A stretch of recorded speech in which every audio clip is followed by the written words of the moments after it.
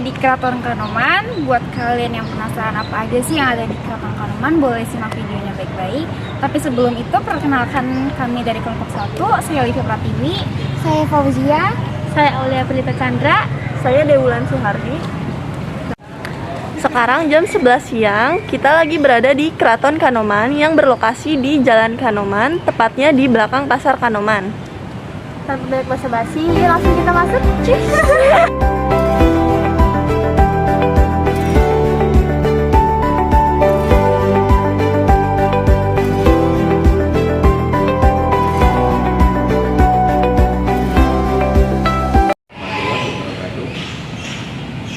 Kami akan menjelaskan tentang sejarah singkat Kesultanan Keraton Kanoman, bahwa Keraton Kanoman berasal dari sisiwannya dari Kerajaan Pajajaran yang merupakan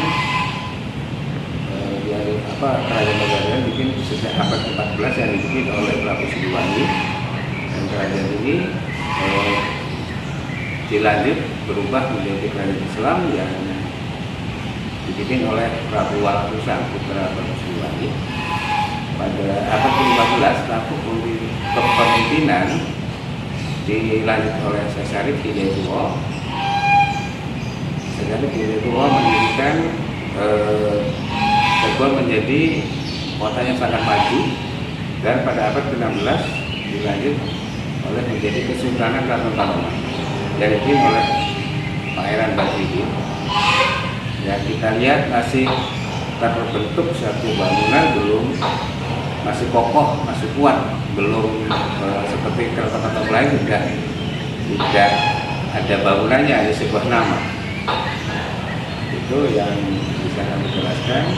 Kita beranjak ke tempat lain, lalu kita menuju ke tempat lain.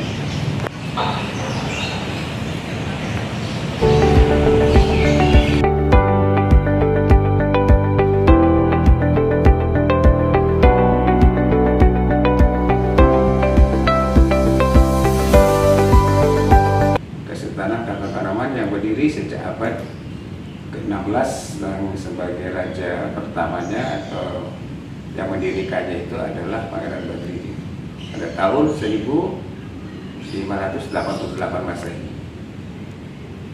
Dan ruangan ini dulu berdaulat. Saat ini pemerintah Indonesia melakukan suatu aturan terdapat dalam undang-undang pemerintah bahwa seluruh kerajaan yang dulu berdaulat cuma sebatas hanya pemangku adat, jadi hanya mempertahankan adat dan budaya. Kedaulatan itu sudah dititipkan kepada NKRI. Itu yang bisa kami ceritakan atau ulas tentang sejarah Keraton Kanoman. Fungsi atau tujuan dibuatnya tempat ini tuh buat apa? Salah satu terbentuknya suatu lembaga Kesultanan Keraton Kanoman ini salah satu untuk memimpin rakyat tiga wilayah tadi sudah kami sebutkan, antara Indramayu, Majalengka, dan Kuningan, dan Kabupaten Cirebon, termasuk kota Cirebon itu sendiri. Dulu kan belum ada kota dan kabupaten, jadi itu Cirebon aja. Dan tujuan fungsi lainnya, target utama adalah dengan berdirinya Kesultanan ini adalah untuk melanjutkan syiar Islam. Perjuangannya Prabu Walangsungsang sama Sesarip Hidayatullah itu dilanjutkan oleh regenerasinya, yaitu Kesultanan ini merupakan suatu regenerasi Sunan Gunung Jati yang ke-6 yang melanjutkan perjuangan syiar Islam dengan membentuk suatu wadah atau lembaga kesultanan ini. Perkembangan Keraton Kanoman dari dulu sampai saat ini tuh gimana?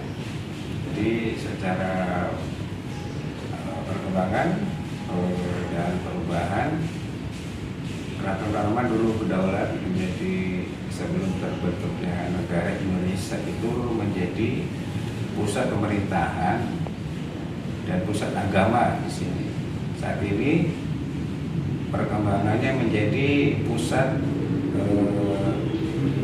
seni dan budaya.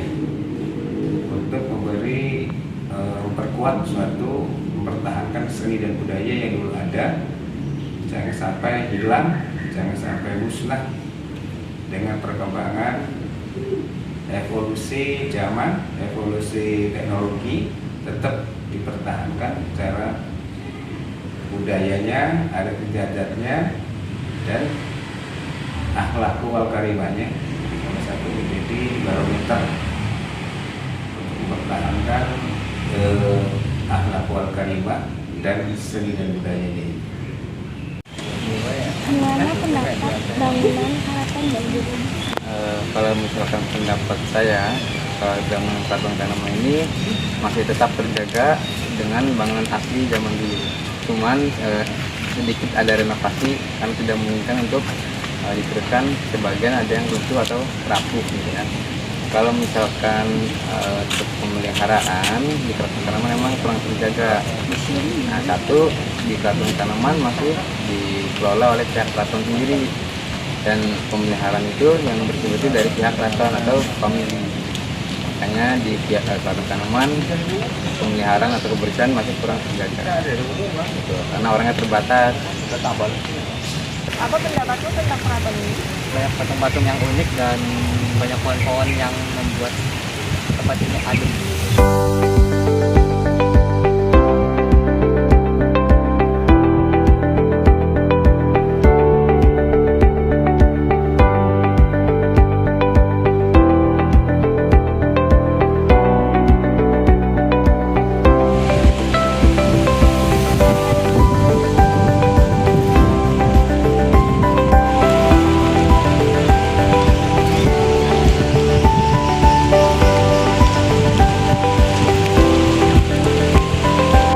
Dan sarannya sejauh ini sih sudah bagus dari segi tempatnya, hanya saja perlu ditingkatkan lagi dari segi kebersihannya. Terima kasih.